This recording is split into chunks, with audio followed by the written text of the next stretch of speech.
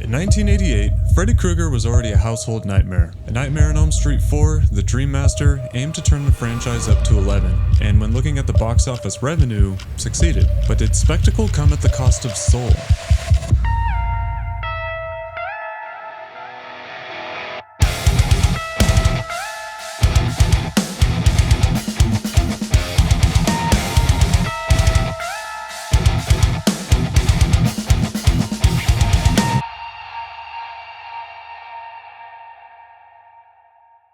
What's up everyone, I'm Trap, I love movies, and today we're talking about A Nightmare on Elm Street 4, The Dream Master.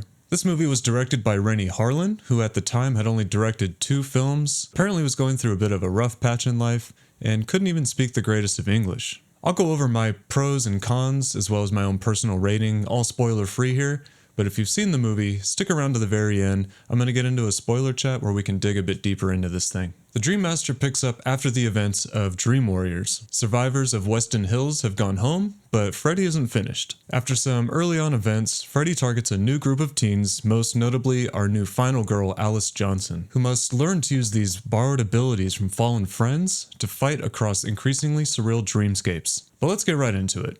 The good stuff.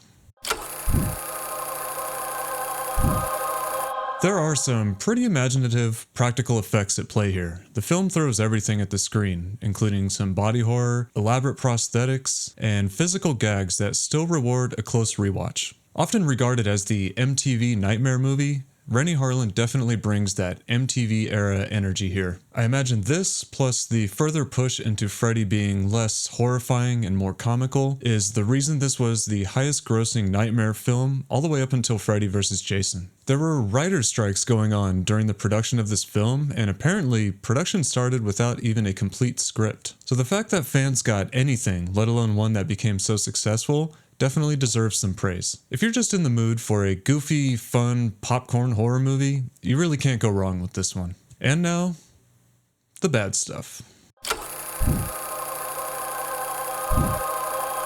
Now, keep in mind from here on out, I don't have the nostalgic love for this movie that so many fans do. This has never been one of my favorites. I respect that they were trying new things and going in a new direction, and I understand why so many love this movie, but I don't. Without spoiling anything here, the first act of this movie makes some decisions that I personally hate. They do what I personally feel is one of the worst things you can do in a sequel. With the exception of one, kind of, all of our new characters here feel either underwritten, poorly portrayed, or just simply uninteresting enough for any of their deaths to be accompanied by any emotional payoff for me. There is some serious cheese in this movie, and I used to find it a bit funny, or I simply overlooked it due to my love for Freddy's character, but I just can't anymore.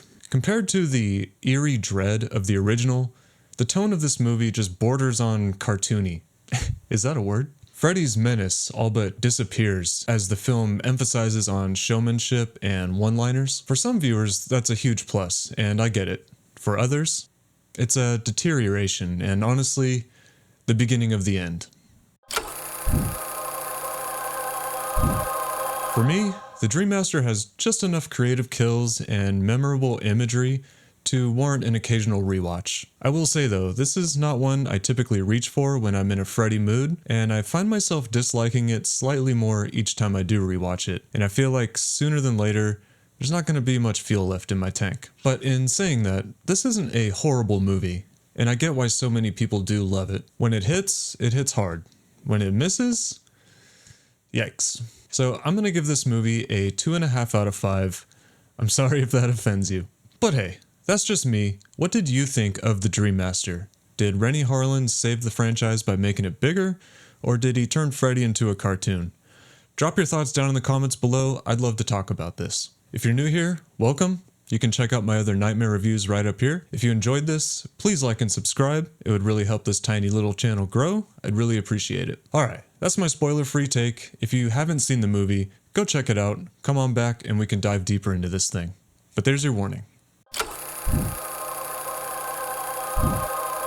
Okay, Right off the bat, there are so many things in the first act of this film that drives me bonkers. We very obviously get a recasting of our previous lead, Kristen, who was portrayed by Patricia Arquette, and this time around was portrayed by Tuesday Knight. I don't hate Tuesday's acting or anything like that, and I get things happen, characters get recasts, it's all good. I just feel she portrayed the character so differently than what we knew her as from before. I'm sure that the events of Dream Warriors would harden anybody, but from her prior insecure personality to what we get here is a very hard transition. Not that it really matters though, because as we're seeing the reconnection of our beloved Kincaid, Kristen, and Joey, and the rise of fear and paranoia that Freddy is returning, they just kill them all off anyways. I mean, what a complete fan disservice. It all but makes the victory and the tragic loss of Nancy in Dream Warriors feel completely pointless. Like if all that happened so that Alice here can get everything they gained in the previous movie, what an extremely disappointing payoff. And the characters we get in replacement here are just absolutely unmemorable to me. And my final gripe with the setup of this film is the resurrection of Freddy. I mean, I won't even say anything, I'll just show you.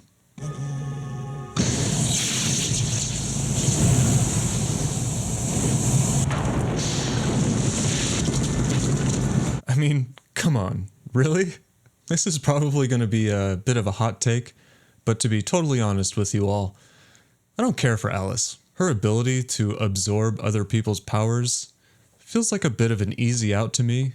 And no offense, because I certainly could not act if I tried, but Lisa Wilcox's delivery here just seems a bit robotic and bland. I know she's got a decent arc and transformation written into the narrative that I'm sure a lot of other people get more out of than I do, but even at the end when she's transitioned from quiet and scared Alice to leather and stud wearing badass Alice, I just don't buy it. Okay, gripes out of the way, moving on to some good stuff. Though I don't like how we lose Kincaid and how Freddy is resurrected, the junkyard scene is pretty incredible. I just love the gritty maze this becomes for Kincaid, and you really feel the confinement and loss of hope. Similarly, though I don't enjoy the gross pizza moment, I really like the set design in the old and forgotten, abandoned feeling diner scene. In fact, that entire sequence of Alice in the movie theater I thought was done really well. I love that she walks into this old happy movie and it slowly turns into a shot of a creepy old abandoned diner. The sound design nailed it there too. I love how she's sucked into the screen while everyone else around her is unaffected and unaware of what's going on. And once she's finally in there and she turns and sees the dead teens back in the theater giving her a standing ovation,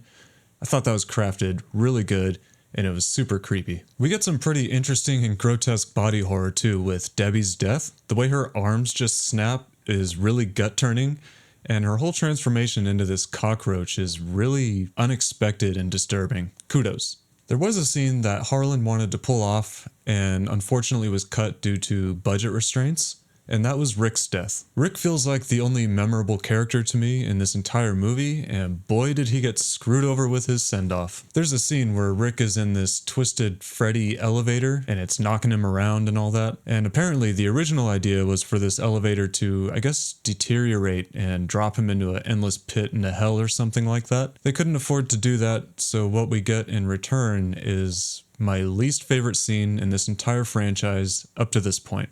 I mean, Freddy's not even there, visually. It's just so dumb. Like, I can't even watch it without thinking about how goofy it must have felt for the actor filming it. Anyways, towards the end, things start to feel really rushed for me. The loop cycle that Alice and Dan go through entering the truck is actually pretty cool, but was not executed very well. I mean, I literally remember thinking I was watching a mistake in the editing room or something the first time they looped back to it. Once they crash, though, the movie literally becomes almost unwatchable for me. I'm sure it was intended to deliver some feelings of manic uncertainty, but good God, things start moving so fast. I kept thinking it was a dream sequence, but it wasn't. It was just chaos. I get that Alice's transformation is probably a great moment for some and gets a lot of people pumped up, and as 80s and as fun as it can be, I can't forgive this. You son of a bitch!